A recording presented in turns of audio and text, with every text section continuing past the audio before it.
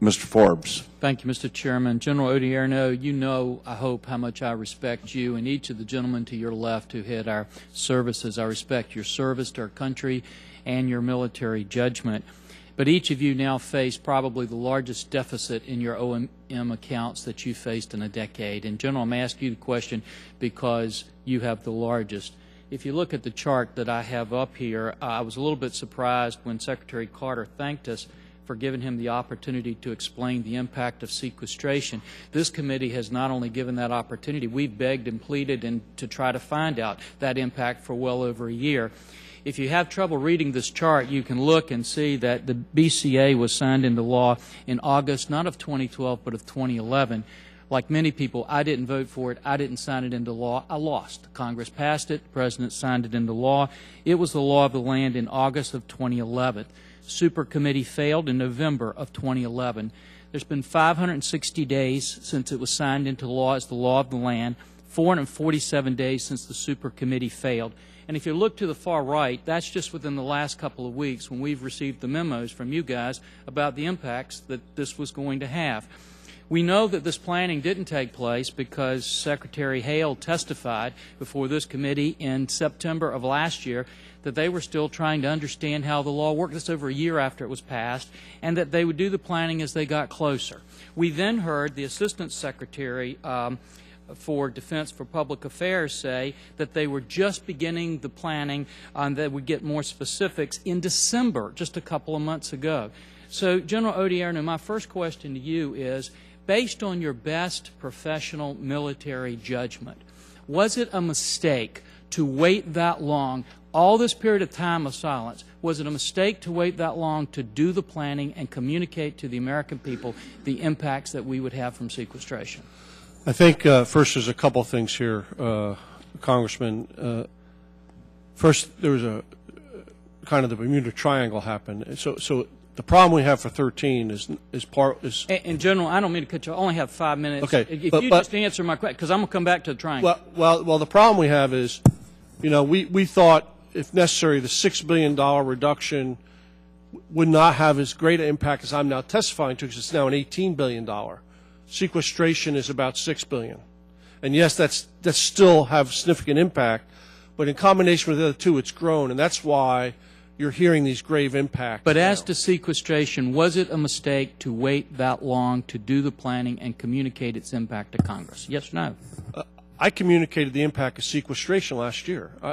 We were very. It might have been general in nature, but we were very clear on the impact of sequestration. So our testimony on sequestration is not new. Well, General, we were asking these questions and we couldn't get specificity. And again, I come back to Mr. Hale's testimony in September. If you were doing the planning, Mr. Hale certainly didn't indicate the planning was being done. No, and we made a decision in the Department of Defense, which we agreed with, that we would wait on planning. And frankly, that's because we never thought it would be executed. And General, if you don't do the planning, how do you know the impacts? We knew in general terms the impacts.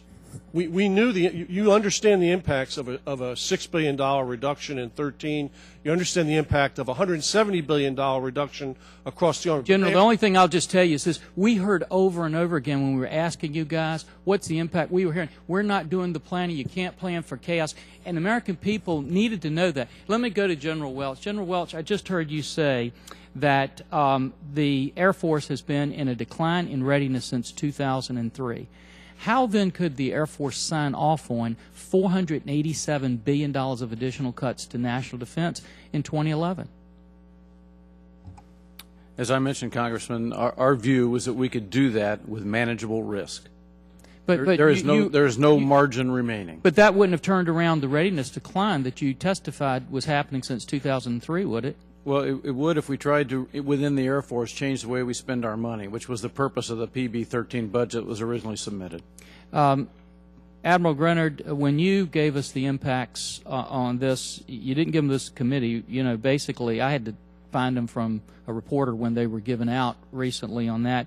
Let me ask you, I heard you testify earlier about all the ships that we don't have in places across the globe, and I think that was your testimony earlier. Did I mistake that? That we would not. We would not have? Today we do. With these $487 billion of cuts in retrospect, You know, you heard General Odierno say that this was the perfect storm. Was it a mistake to sign off on those $487 billion of cuts? The $487 billion in cuts were a law. So Was sequestration, Admiral. we still have time, Congressman. Okay. It's not yet. I yield back. Mr. Chairman, can I say something about the planning and the timetable here, since it was raised and was shown? Could you do it very briefly? No, We've got a lot of people. I just want to say it's a very good question. It's a fair point to raise. But I'd make two important points about it. The first is that we have been describing the consequences of sequester for a very long time. We've been anticipating them. They're not hard to see. So planning isn't the problem, never been the problem. The problem was doing something. Now, we didn't do anything until the last few months in the sense of beginning to act as though sequestration might really occur, because doing so is harmful. So we've always tried to balance acting in a way that's harmful to defense in the anticipation that you might not act to stop sequestration against the risk associated with carrying out something that might not actually come to pass. We've tried to make that balance.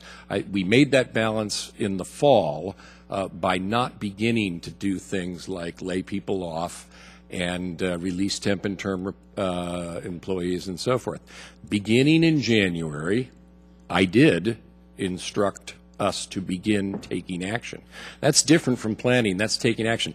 We don't like to do that. These are not things that we'll wish we had done if 2 weeks from now there's no sequester. These are not good things for us to be doing. I think what the gentleman was getting at in his question is we, in previous hearings, were told that you had been ordered not to plan up until last December, which was about 2 weeks before it was supposed to begin. That's probably what Mr. Chairman, since I asked the question, but my concern was this. We've been after the Pentagon for well over a year, as you know, to give us the specificity of what this would actually mean. And we were constantly told we can't get that information because we haven't done the planning. And my point is, it would have been a lot easier for us to persuade Congress to act had we had that specificity months ago instead of waiting until a couple weeks before the deadline would take place. Thank you, Mr.